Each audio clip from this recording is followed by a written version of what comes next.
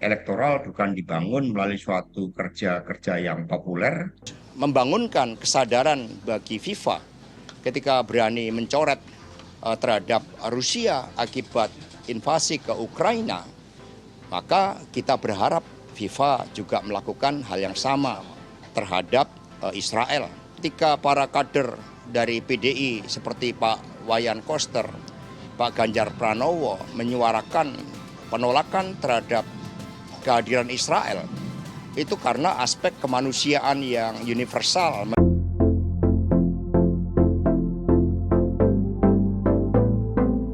Gelombang penolakan terhadap timnas U20 Israel menemukan korbannya, yaitu Ganjar dan Iwayan Koster. Isu ini akan terus jalan terutama oleh kelompok pendukung Anies dan PKS. Mereka sudah pasti melakukan penolakan, hanya sampai sekarang kita belum tahu komentar Anies sendiri. Beberapa hari belakangan ini Ganjar dan Iwayan Koster terus diserang. Mereka menumpahkan kekecewaan pada kedua gubernur tersebut atas gagalnya Indonesia menjadi tuan rumah timnas U20.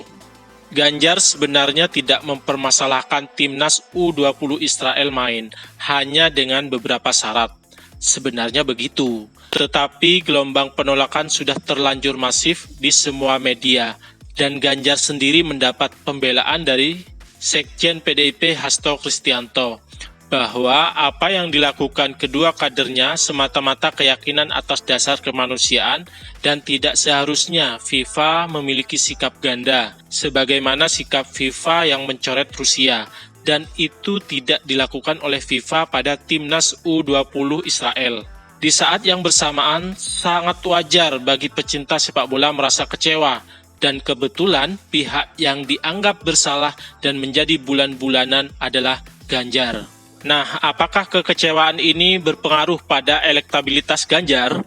Kita lihat dulu hasil survei indikator politik Indonesia yang dijelaskan oleh Burhanuddin Muhtadi saat diwawancara Kompas.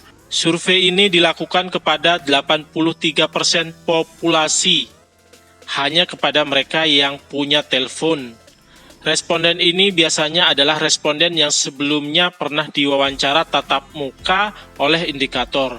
Survei ini dilakukan pada tanggal 27 Maret 2023, sebelum FIFA mengambil keputusan batalnya Indonesia menjadi tuan rumah.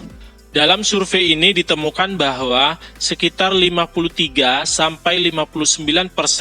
warga setuju timnas Israel tetap hadir di Indonesia, terutama pada sebagian besar pemilih Ganjar, yang ternyata juga setuju timnas Israel tetap hadir.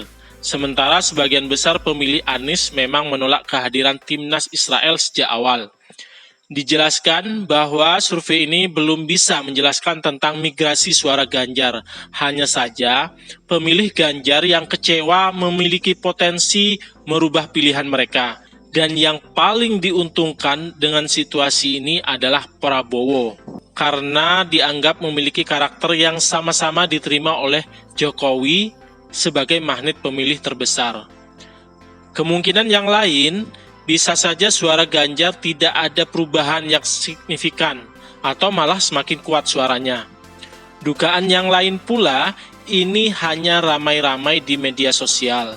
Butuh waktu untuk sampai ke pemilih secara keseluruhan. Tentu, proses migrasi ini masih butuh pengujian lebih lanjut oleh lembaga survei.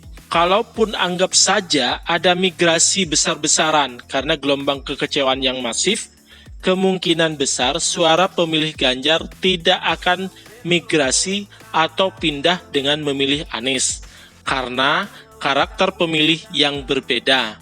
Pilihan yang paling realistis, pilihan yang paling mungkin, ya akan memilih Prabowo. Sekali lagi, Prabowo yang akan diuntungkan dengan situasi ini. Itu saja, sekian, terima kasih.